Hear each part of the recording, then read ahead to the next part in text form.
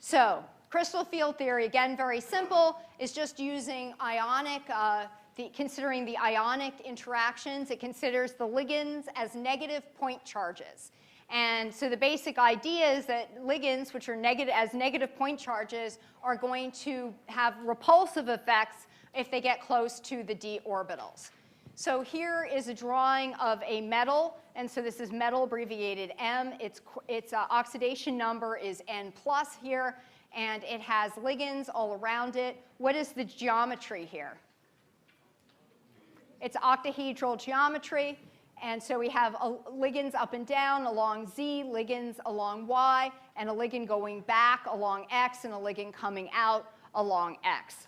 And so here's another picture of the same thing. The metal is in the middle, and the ligands, in this case, you have these ammonia ligands, are these little negative point charges, which are all along the axes. You have 4 along the equatorial, and 1 up and 1 down. So this is the octahedral geometry.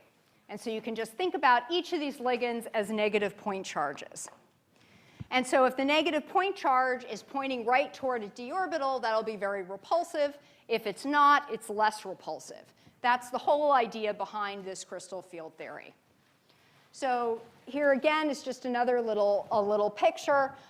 So you can kind of get the idea that we're going to be thinking about all the shapes of the d orbitals, and we're going to think about where the ligands are. Today we're going to talk about octahedral geometry, but we're also going to go on and talk about tetrahedral geometry later.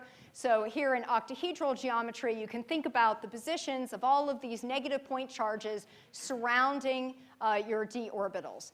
And when the d orbitals are on axis, like the ligands, there's going to be more repulsion. So you can see here that would be quite repulsive. You have a negative point charge by that d orbital. When the d orbitals are off axis and the ligands are on axis, that's less repulsive. Yeah, and that's the basic idea. So let's look at each one of these orbitals now in detail and think about how a ligand that's pointing directly toward it is going to be affected.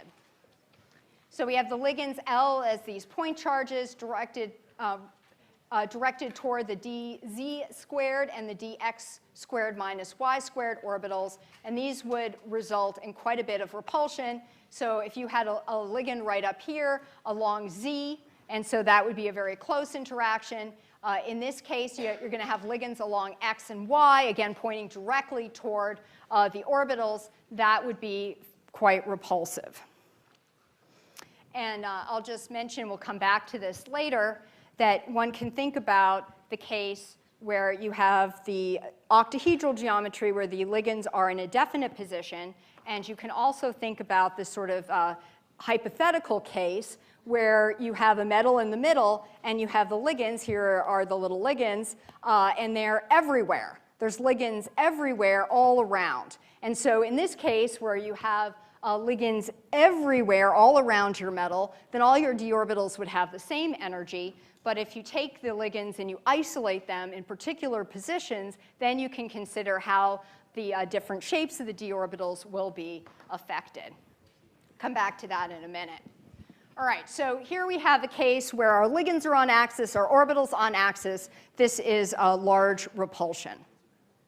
So I will tell you that dx squared and dz squared and dx squared minus y squared orbitals are destabilized, and they are destabilized by the same amount. So there's repulsion now, and so they're destabilized, and they're destabilized by the same amount of energy.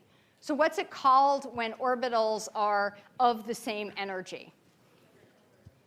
Yeah. So dz squared and dx squared minus y squared are degenerate.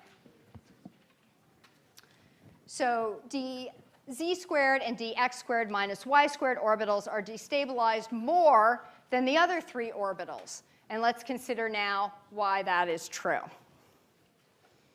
So here are our other sets of orbitals, and remember, here the maximum amplitude of these orbitals are 45 degrees off axis, whereas our ligands are all on axis. So the ligand negative charges are directed in between these orbitals, not directly toward them. So that is stabilized compared to this hypothetical case where the ligands are everywhere, so some of them will be pointing toward them, and also stabilized compared to the other sets of orbitals where the ligands are now pointing directly